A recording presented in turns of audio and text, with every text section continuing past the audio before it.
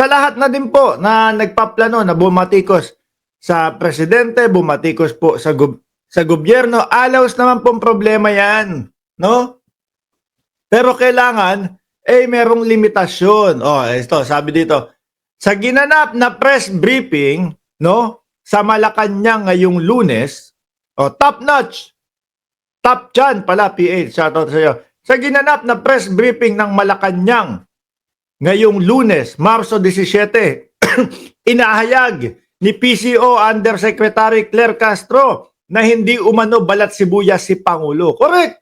Ay, na tinapa. Sa 2 taon na paulit-ulit niyong binabanatan ng Pangulo, kami na nga naiinis sa Pangulo eh. Pangulo, bakit ganun? Hindi ka man lang sumasagot, hindi ka may resback, hindi mo sila binabalikan. Para ho sa amin, Pangulo, karapat dapat ng resbackan niyang mga yan. No? Labis-labis na yung kanilang panghahamak at labis-labis na yung kanilang mga ginagawa. Di ba? Pero may narinig po ba tayo sa loob ng 2 taon sa Pangulo? Wala ho. Adik.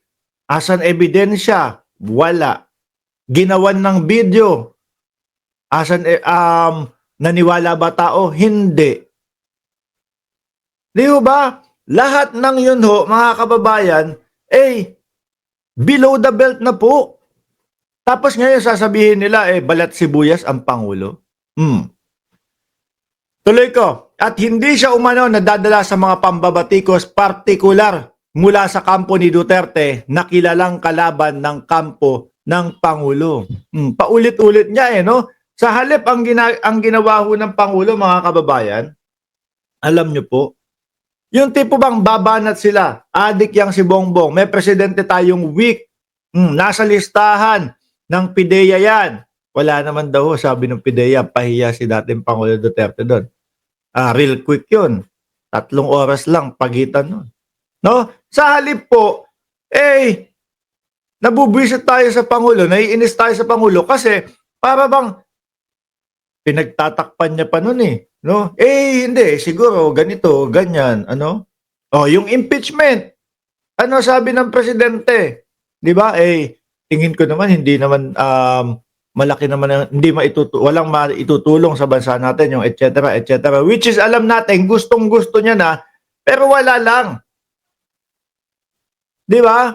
Pinipilit niya pa ding pagandahin yung imahe nitong mga ito. Pero tuloy-tuloy ho ang banat, mga kababayan.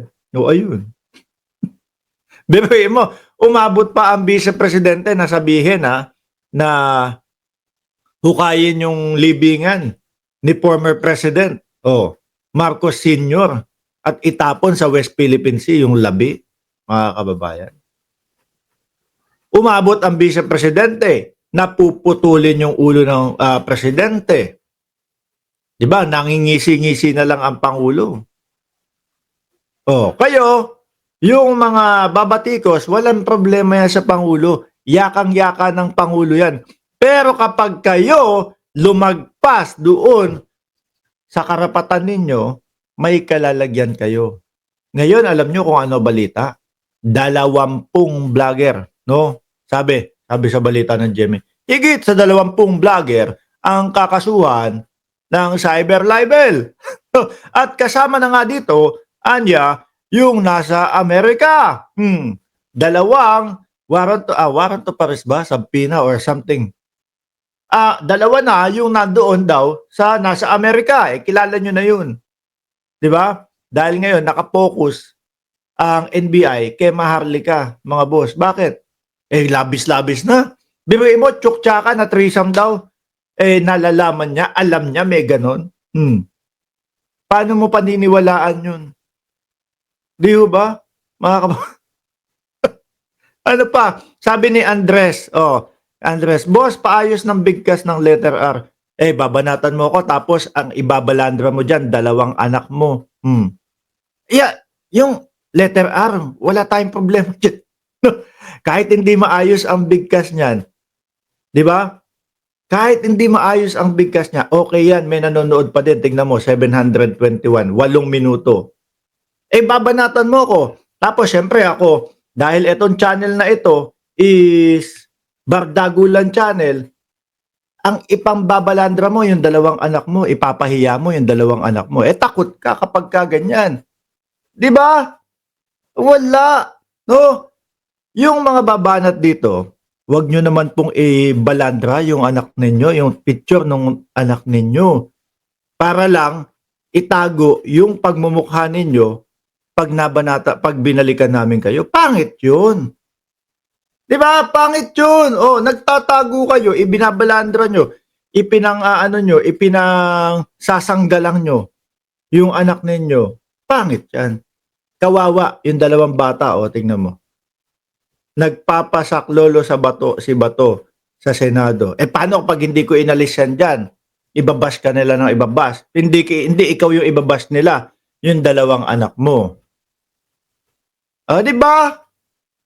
Ay, mga DDS, talagang napaghahalata ang mga takot, no? Oh. Ulitin ko, as of the moment, there's no indication on the part of the president that he will do that. Okay? Maliwanag ho, mga kababayan. Di ba? Maliwanag ho, mga kababayan.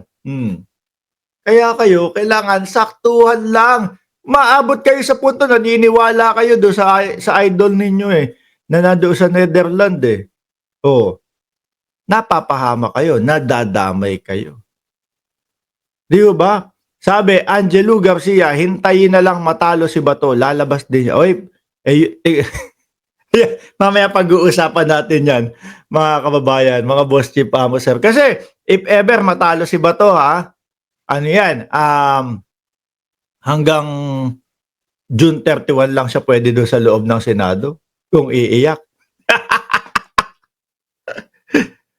Ay, nako po, mga kababayan. Oh, paano yan?